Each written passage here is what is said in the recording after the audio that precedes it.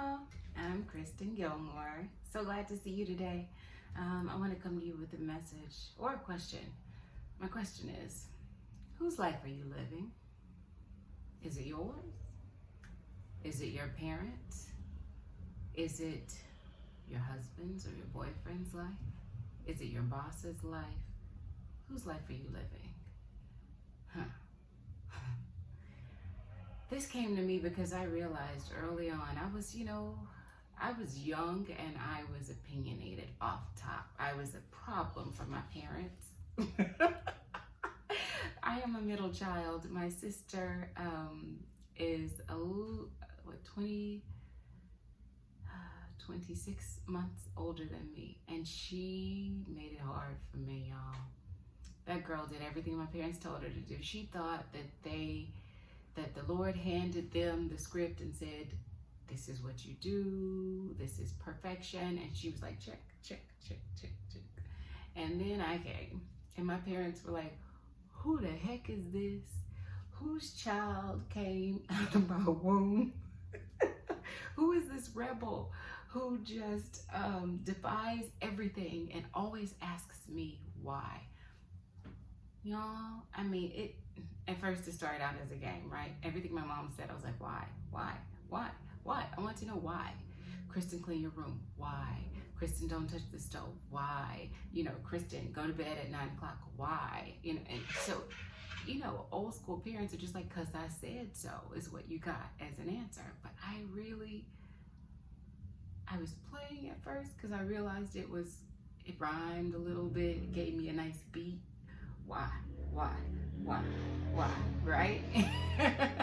And because I saw also my mother's reaction. It was like, why isn't a question that you ask, you just do? And that's what my sister did, and I'm definitely not my sister. Parents who have multiple children, get to know your kids. They are humans. They are little humans, but they have their own minds, their own opinions, their own train of thought, ways to think. They are not robots, so listen to them. Listen. Mr. Morgan, my teacher in high school, would always say, be swift to listen and slow to speak. The more you listen to your children, you learn, for one, who they are. You may learn some life lessons of your own, but also they feel like they can confide in you. So, enough of that lesson. Let's go to this one. So, why, right? And the whys, they help to get a lot of fear out of me because I was willing to find out the answer later in life. Kind of set me up for that. I just didn't take what someone told me because it led on into life, into jobs, into school, into the classroom, into relationships. Sometimes the questions why were directed towards myself. Why did I do this? Why do I feel this way? Why did I allow this? Why did I take part in this? Why didn't I go? Why did I tell myself no? So I started searching for these answers because I needed to know what was holding me back.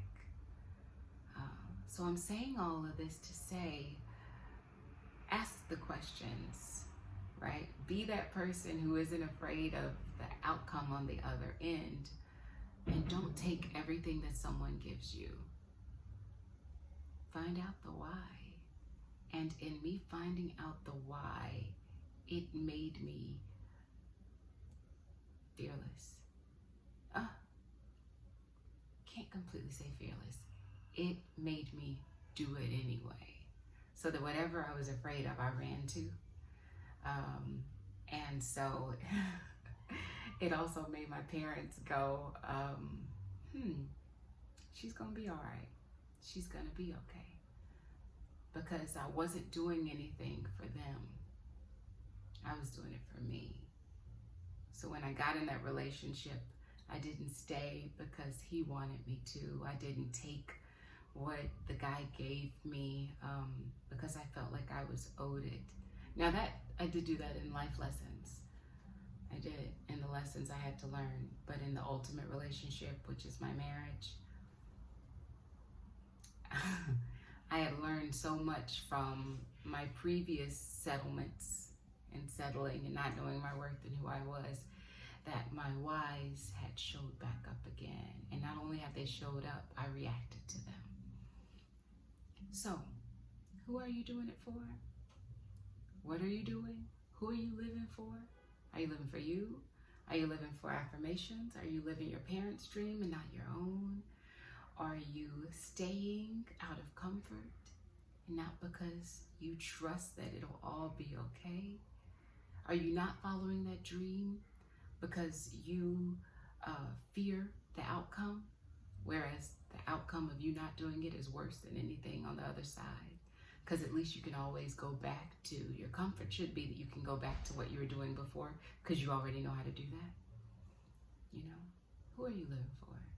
Make sure that at the end of the day, when we all meet our maker and we stand there, we are empty because we've done it all that we wanted to do, not because it was on somebody else's list of achievements for us. And y'all hold me accountable. Hold me accountable too.